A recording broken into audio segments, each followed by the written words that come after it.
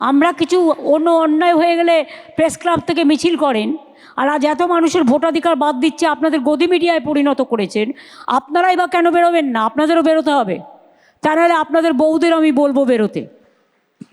অনেক সাংবাদিক এখানে আছেন, সাংবাদিক দেবাশিস ভট্টাচার্য আছেন, জয়ন্ত ঘোষাল আছেন, সাংবাদিক প্রণয় শর্মা আছেন, কিংসুক আছে, অনেক টুম্পাই আছে, টুম্পাই অরিঞ্জয় আছে, অনেকেই আছেন আপনাদের পক্ষে। হ্যাঁ, রমেশ ভাই কেউ উনি প্রশ্ন করবেন? রমেশ জুনেজা। দিদি আপনাকে ধন্যবাদ জানাই। আমাদের যা লেদার কমপ্লেক্স হয়ে গেছে, এটা ওয়ার্ল্ডের বেস্ট লেদার কমপ্লেক্স, যা আপনি হেল্প করেছেন, মানে উইদাউট আপনার হেল্প হতো না। আজকে যত ওয়ার্ল্ডে বড় বড় ব্র্যান্ড সব এখান থেকে মাল কিনে Calcutta is become number 1 in the India. যা আমাদের ট্রিটমেন্ট প্লান্ট আছে এরকম পুরো ওয়ার্ল্ডে নেই। আজকে ইন্ডাস্ট্রিতে 7 লাখ লোক কাজ করছে। আমি মানে চিন্তা করছি নেক্সট 2-3 ইয়ার 2-3 লাখ আরো বেশি কাজ পাবে। Thank you for that. Ramesh Juneja. Actual leather hub ইন্ডাস্ট্রিতে এখন নাম্বার 1 বেঙ্গল, কারণ আমাদের ওখানে প্রায় 7.5 লক্ষ লোক এখন চাকরি পেয়েছে। কুণাল ঘোষ। কুণালের আবার কি আছে? নাম ডাকলো দিদি, আমি দাঁড়িয়ে আচ্ছা পড়েছি। ঠিক আছে, সাংবাদিক বলো। না, আমার একটা অন্য বিষয়। দেখুন, আপনি ভোট আসছে, এসআইআর চক্রান্ত, আপনি রাস্তায় নেমেছেন, আবার সওয়াল দেখেছি। এতে আপনি জিতবেন এবং বাংলা জিতবে। আপনি চতুর্থবার কেন?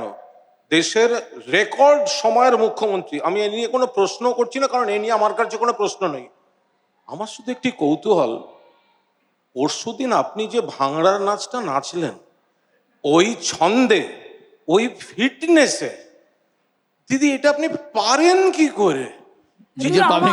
আমি তো কোনোদিন শিখিনি। আমার একটা জিনিস আছে, যেটা হচ্ছে আমি একবার দেখে নিলে সেটা তুলতে পারি, দিস মাচ। আমি একবার দেখেছি ওরা কি কায়দায় করছে, ব্যাস হয়ে গেল। ফিটনেসের কি আছে? দৌড়াও, হাঁটো, যা ইচ্ছে করো, হাত পা নাড়াও, তাহলে সেটাই ফিটনেস। আর খাবারটা কন্ট্রোল করা উচিত। হ্যাঁ, অম্বরীশ।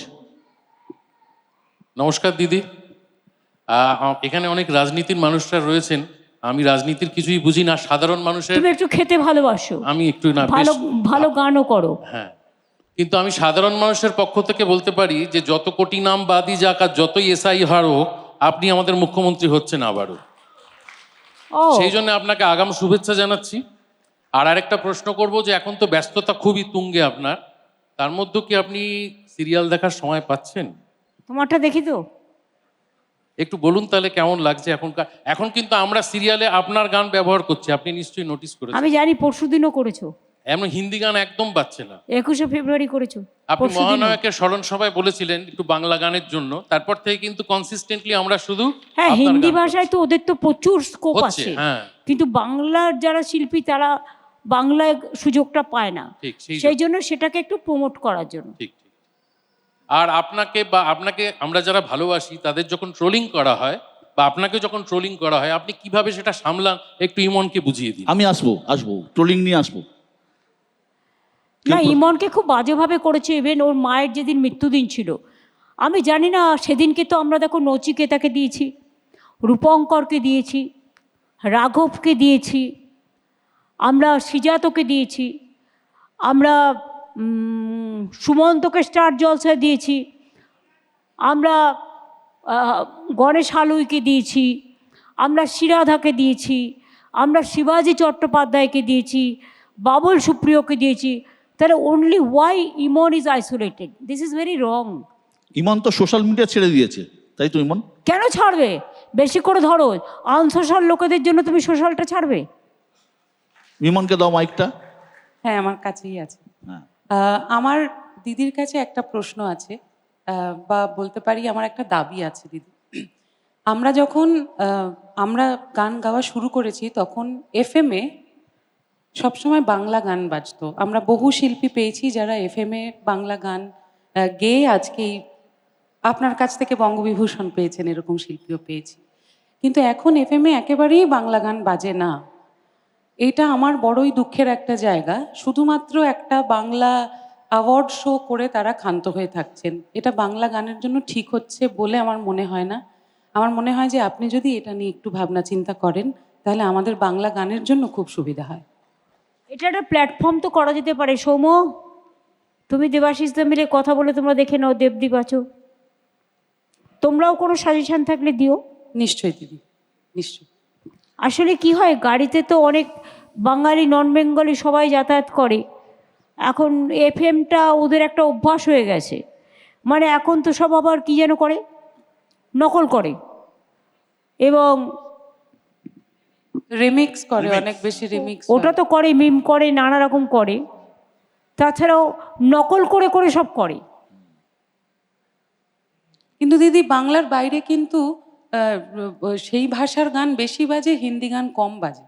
এটা তো দেখো, যে কোনো জায়গার ব্যাপারে তোমাদেরও একটু এগিয়ে আসতে হবে। তোমরা শিল্প সংস্কৃতি মঞ্চ যদি একটা সিদ্ধান্ত নাও, দ্যাট ইজ এনাফ, বাদ বাকি আমরা হেল্প করতেই পারি। ওকে দিদি, thank you so much. Thank you so much. Thank you. CSC থেকে অজিতবাবু এসছেন। হ্যাঁ, বলুন কি বলছিলেন। আমার কোনো প্রশ্ন নেই।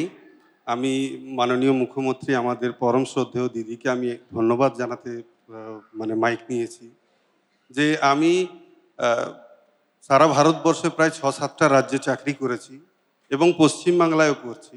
তো বাকি রাজ্যে যে যারা বলে যে আজকে পশ্চিমবাংলায় আমাদের শিল্প বান্ধব বা কাজের পরিস্থিতি নেই, এটা খুবই ভুল এবং চরম মিথ্যে। কারণ আমি নিজে কাজ করেছি অন্যান্য স্টেটে, উড়িষ্যা, উত্তরাখণ্ড, দিল্লি এবং আমাদের পাশে ঝাড়খণ্ড, বিহারেও কাজ করেছি। এমনকি ওখানে এমন হ্যাকেল হয়েছে যে হসপিটালেও ভর্তি হয়েছে আমাকে 3 দিন। কিন্তু এখানে আসার পরে আমাদের মাননীয় মন্ত্রী শোভনদেববাবু রয়েছেন এখানে, যে এখানে আসার পরে এত আমরা শিল্পবান্ধব পরিস্থিতি, যে কোনো ছোট ছোট কমপ্লেন যেখানে যা বলেছি সেখানেই সঙ্গে সঙ্গে সহযোগিতা পেয়েছি। এর জন্য অশেষ ধন্যবাদ এবং আমাদের খুবই ভালো লাগছে এখানে। ধন্যবাদ।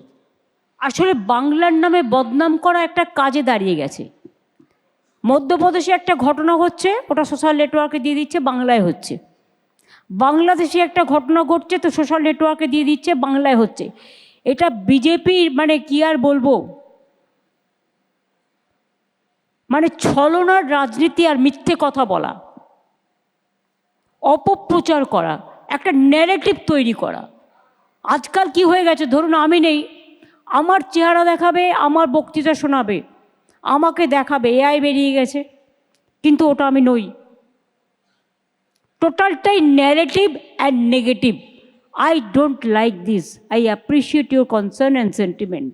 Thank you so much. অধ্যাপক বিশ্বজিৎ দাস, বেশি ছোট করে। ধন্যবাদ জানাই, আপনি বাংলাকে আগলে রেখেছেন। আমার প্রশ্ন, বিরোধীরা যে ক্রমাগত ভয় দেখাচ্ছে, কিছুদিন আগে থেকে শুরু করলো যে ভারত বাংলাদেশ বা পশ্চিমবঙ্গ বাংলাদেশ সীমান্তের ওপারে জামাত জিতেছে, বাংলায় গেল রব, প্রচণ্ড খারাপ অবস্থা। এই যে ভয় দেখানোর প্রবণতা, এটা কি সত্যি বাংলা বিপদের মাঝে চলে এলো? আর দ্বিতীয় কথা, আপনি যখন ম্যাডাম সুপ্রিম কোর্টে দাঁড়িয়ে বললেন আমি দলের হয়ে আসিনি, বাংলার হয়ে এসছি, তখন আমরা আরও গর্বিত হলাম। আমরা গর্বিত হলাম যখন বাংলাভাষীদের বিরুদ্ধে আপনি যখন অত্যাচার হচ্ছে গর্জে উঠলেন। আর আমরা গর্বিত হলাম আপনার সমাজ কল্যাণমূলক প্রকল্পে। কোনটা এবার বাংলায় আপনার মূল ইস্যু হবে ভোটে? ধন্যবাদ। জনগণের গণতান্ত্রিক অধিকার, মানুষের ভোটাধিকার ফিরিয়ে দাও।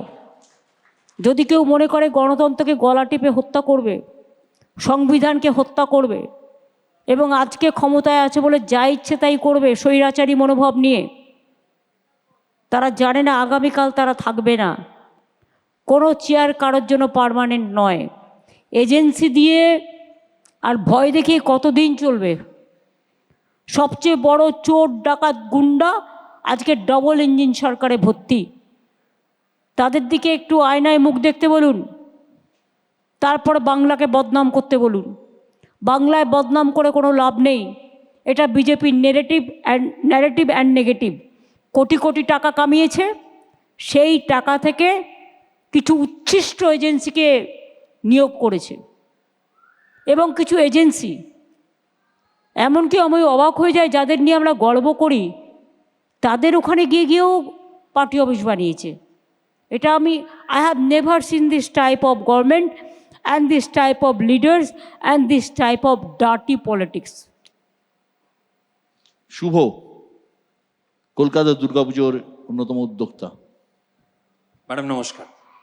ম্যাডাম লাস্ট 15 ইয়ার্সে বাংলার এই দুর্গাপুজোকে আপনি সার্বজনীন থেকে বিশ্বজনীন জায়গায় পৌঁছে দিয়েছেন, যার 3টে সুদূর প্রসারী ফলাফল আমরা দেখেছি। এক, ইউনেস্কোর ইন্টেঞ্জিবল কালচারাল হেরিটেজ। বাংলার দুর্গাপুজো এই মুহূর্তে 1 লক্ষ কোটি টাকার ব্যবসা করে, দ্য বিগেস্ট ক্রিয়েটিভ ইকোনমি। এবং সর্বোপরি বিদেশি পর্যটকের আগমনের প্রধান অনুঘটক বাংলা এই মুহূর্তে সারা ভারতবর্ষের মধ্যে একদম দ্বিতীয় স্থানে দাঁড়িয়ে রয়েছে। আমাদের দুটো প্রশ্ন আমার। এক, আমরা যারা এই শিল্পকে আপনার অনুপ্রেরণা দেশ বিদেশের বিভিন্ন প্রান্তে পৌঁছে দিতে চাইছি, আমাদের প্রতি আপনার কি বার্তা? এবং আজ থেকে 10 বছর পর এই শিল্পকে আপনি কোন মাত্রায়, দুর্গাপুজোকে কোথায় দেখতে চাইছেন? দেখুন, বাংলা হচ্ছে now the number 1 industrial destination.